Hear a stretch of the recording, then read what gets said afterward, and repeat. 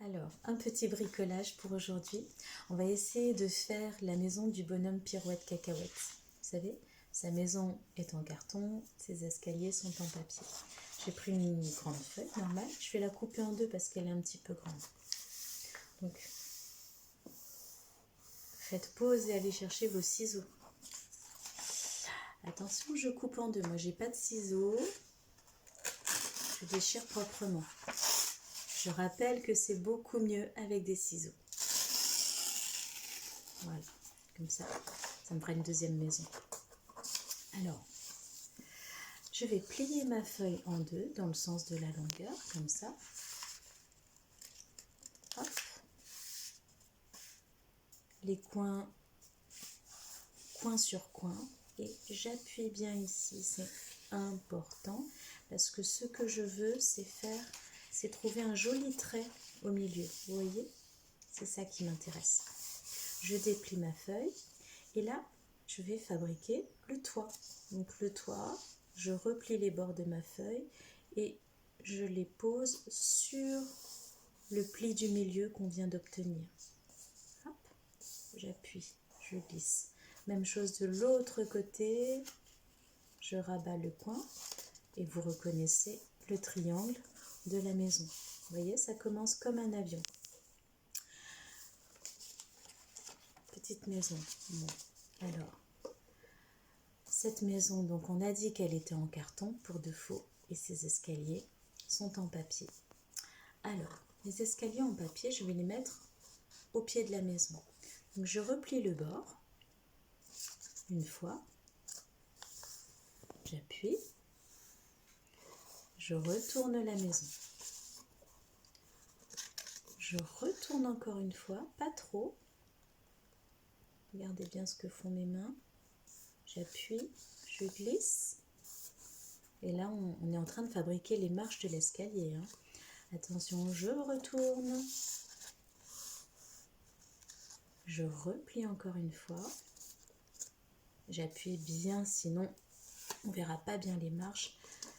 Et une dernière fois, je replie. Voilà. Alors, qu'est-ce que ça donne quand on met la maison en avant? Hop. On a ces escaliers en papier. Voilà. Alors, la maison, on ne va pas la laisser toute nue comme ça. Je vais chercher mes feutres. Allez. Il faut des fenêtres pour laisser entrer la lumière.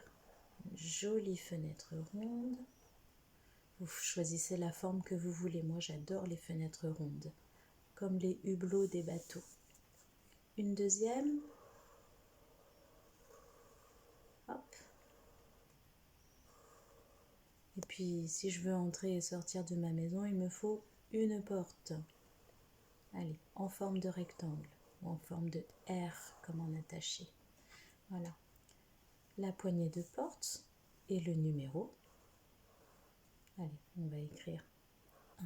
J'espère qu'il n'est pas à l'envers. Bon. Et puis, sous le toit, on va mettre une petite chambre. Donc, dans cette chambre, il y a un plancher, un lit avec ses pieds, un matelas, un oreiller. Oh, il y a un tableau accroché au mur, bien sûr, sinon c'est trop triste, et une lampe. Mais vous la meublez comme vous voulez, cette maison. D'accord? Moi, j'ai mis une petite chambre ici. Et de l'autre côté, même chose, un parquet, et puis, très important, une bibliothèque, une étagère avec plein de livres d'histoire, des documentaires, des livres de recettes, toutes sortes de livres. Quand on a des livres à la maison, c'est pas possible de s'ennuyer. Voilà. Il y en a même qu'on a laissé par terre. Hop. Et si je suis courageux, je décore le toit de ma maison. Je rajoute des tuiles pour laisser glisser la pluie. Je ne vais pas le faire entièrement parce que c'est un petit peu long. Attention, tour de magie. Je retourne la maison. Ah zut. Bon, alors, sur ma feuille, on voit les traits des dessins d'avant.